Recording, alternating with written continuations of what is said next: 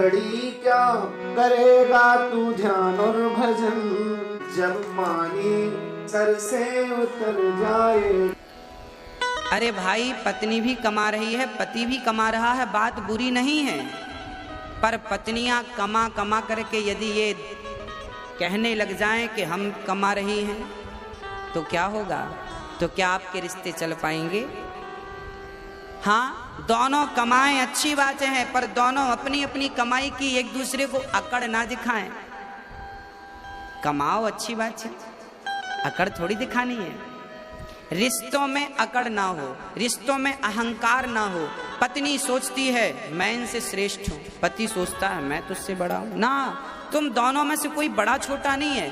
Cycle में दो पहिए हैं, अब आप ही बता दो कौन सा जरूरी है और कौन सा जरूरी नहीं है। यदि आगे वाले पहिए की जरूरत है तो पीछे वाले की भी उतनी ही जरूरत है, और पीछे वाले की जरूरत है तो आगे वाले की भी उतनी ही। कोई 49 नहीं है और कोई 51 नहीं है, दोनों 50-50 हैं, बराबर बराबर। तो पति और पत्नी जीवन में जब बराबर का काम करते हैं और बराबर का सम्मान पाते हैं तो वो रिश्ते बहुत अच्छे होते हैं, वो गाड़ी बहुत लंबी जाती है। जिनके घर में जो पत्नी अपने पति का सम्मान करती है और जो पति अपनी पत्नी का आदर करता है। कई बार पुरुष पत्नी को कहता है कि सुनो, हम तो बाहर जाके कमाते हैं, तुम तो घर पे पड़ी रहती हो, कोई काम तो करती नहीं हो, बस बना के खिला देती हो, बस वो कहती रहती हो दिन भर काम करते, दिन भर काम करते। तो पुरुष लोग ना पत्नियों को ताने मारते हैं कि हम तो कमाते हैं, तुम तो घर पे पड़ी रहती हो, घर का ही काम करती हो। ना साहब, जरा एक बार तुम घर का काम करके देख लो। जितना आवश्यक बाहर का काम करना है उतना ही आवश्यक घर का काम करना है। इसका तात्पर्य यह नहीं है कि आप बड़े हो गए क्योंकि आप तो पैसा कमाते हैं। इसका तात्पर्य यह नहीं कि पत्नी छोटी होगी क्योंकि वो घर की दाल रोटी बना रही है। ना, बाहर का काम यदि आवश्यक है तो घर के काम भी आवश्यक है। हाँ, आपके घर पे कोई आएगा तो आपसे ये नहीं पूछेगा साहब आपके बैंक में बैलेंस कितना है। जब कोई आएगा तो वो आपके घर आकर जब आएगा तो आपकी पत्नी उससे पानी पिलाएगी, चाय पिलाएगी, भोजन कराएगी। वो जाएगा तो कहेगा वाह, हम फलाने के घर गए थे, बड़ा सम्मान मिला हमें, बड़ा आदर मिला हमें। और ये आदर सम्मान बिना पत्नी के आप पुरुष कभी किसी को दे नहीं सकते। यदि आप किसी का आदर सम्मान घर पे करते हैं तो उसमें सहभागी आपकी पत्नी बराबर की होती है। आपके घर में कोई अतिथि आ जाए, चलो माना कि हम आपके घर पे आए, पुरुषों के घर हम आपके घर आ गए, तो क्या आप हमें चाय बना के तुरंत दे देंगे, पानी दे देंगे, कुछ नाश्ता आप करा देंगे? अरे भाई, कुछ तैयारी आप करेंगे तो कुछ तैयारी आपकी पत्नी करेगी, अर्धांगिनी करेगी। तो आप दोनों बराबर हैं, एक दूसरे की जरूरत दोनों को है। पति मोबाइल सेट है तो पत्नी सिम कार्ड है। दोनों की आवश्यकता, अकेला मोबाइल क्या करेगा और अकेली सिम क्या कर लेगी?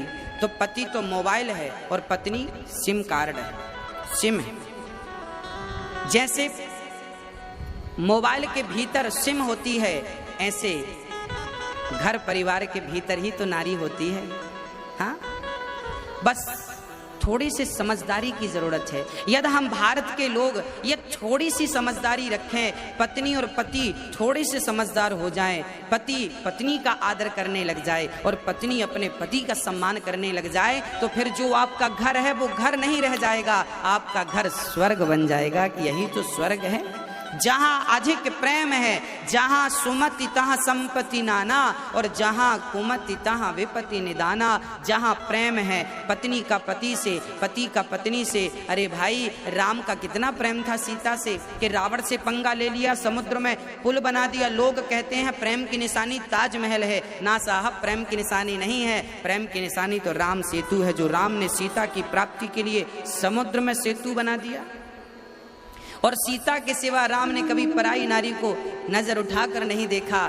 तो ये पतिव्रता नारी यदि होती है तो पति को भी पत्नी व्रता होना चाहिए। नारी पति से प्रेम करे, पुरुष नारी से प्रेम करे, और फिर इसी प्रेम से आप अपने घर को स्वर्ग बना लें। ये थोड़ी सी समझदारी आ जाए। कई बार ना छोटी छोटी बातों में पति पत्नी का झगड़ा हो जाता।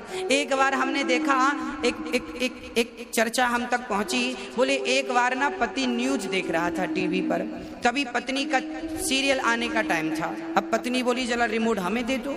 पति बोला ना ना हम न्यूज देख रहे हैं। पत्नी बोली आप तो दिन भर देखते रहते हैं। पति बोला तू तो दिन भर घर में रहती है, दिन भर टीवी देखती रहती है। पत्नी बोली मेरा सीरियल दिन भर थोड़ी आता है, समय पे आता है। अब लो भैया, टीवी एक, रिमोट एक और देखने वाले दो, अब तो झगड़ा होगा, माथाफोड़ी होगी, अब लड़ो आप। ये समाधान नहीं है। कभी कभी क्या करना चाहिए कि पत्नी, कभी कभी पत्नी को अपनी इच्छाओं का त्याग करके पति की इच्छा में ही अपनी इच्छा मिला देनी चाहिए। कभी कभी पत्नी अपनी इच्छाओं का त्याग करे और पति की इच्छा में अपनी इच्छा मिलाए। तो कभी कभी पति को चाहिए कि वो भी अपनी इच्छाओं का त्याग करे और पत्नी की इच्छा में अपनी इच्छा मिला दे। अरे भाई, पत्नी कह रही है कि हमें सीरियल देखना है, कोई बात नहीं, आप भी पत्नी के संग देख लो, तब तक आप दूसरा काम कर लो। कम से कम किसी भी बहाने अपने घर के होने वाले झगड़ों को बचाइए। भाई, रास्ते में जब गड्ढा मिलता है आपको, तो गड्ढों पे आप पांव तो रखते नहीं है, छलांग लगा के पार होते हैं कि नहीं? आपके जीवन में भी जहां जहां आपको गड्ढा नजर आए, जहां जहां झगड़े की संभावना नजर आए, वहां से छलांग लगा के जल्दी आगे बढ़ जाना चाहिए, ताकि वो झगड़ा उत्पन्न ना हो सके, वो झगड़ा बड़ा रूप ना ले सके। ये पति और पत्नी की समझदारी का सब्जेक्ट है। इन दोनों की समझदारी से ही घर स्वर्ग बन सकता है, अन्यथा स्वयं भगवान आ जाएं और कहें कि स्वर्ग बन जाएगा तो नहीं बन सकेगा। जहां प्रेम है, जहां एकता है, जहां समर्पण है, पत्नी पति में समर्पण करे, पति कहे कि तू मेरी तो मैं तेरा, बस। और ये दोनों पति पत्नी मिलकर दोनों भगवान से मन लगाएं। एक दिन हम यमुना जी गए और यमुना जी में हमने देखा कि पति पत्नी, हमने फेसबुक पेज पर वो शेयर भी किया था आप सभी को, दो पति पत्नी, पति और पत्नी दोनों बढ़िया युवा थे, 30-35 वर्ष की उम्र रही होगी पति पत्नी की। दोनों, पत्नी बढ़िया ढोलक लेके बैठी और पति बढ़िया हारमोनियम लेके बैठा, और यमुना के पावन तट पर हरे राम राम राम हरे, दोनों जाप कर रहे हैं, दोनों बढ़िया संगीतबद्ध। तो गृहस्थी स्वर्ग बन जाएगी यदि दोनों पति पत्नी मिलकर यदि भगवान का स्मरण करें। हाँ, रोज सवेरे जल्दी उठ जाओ पति पत्नी और ठाकुर जी का स्नान, हाँ, पानी पत्नी लेके आए तो पति परात तैयार कर लो, भगवान जी को स्नान कराओ। पति ठाकुर जी को थाली पर बिठाए तो पत्नी ऊपर से जल डाले, तो पति ठाकुर जी को घिस घिस के नहलाए। मतलब भगवान की सेवा दोनों लोग करो, पति पत्नी मिलकर करो, फिर देखो आपका घर क्या होता है, स्वर्ग हो जाएगा भगवान। इसलिए दोनों पति पत्नी मिलकर, दोनों जब ठाकुर जी की आरती उतारो तो दोनों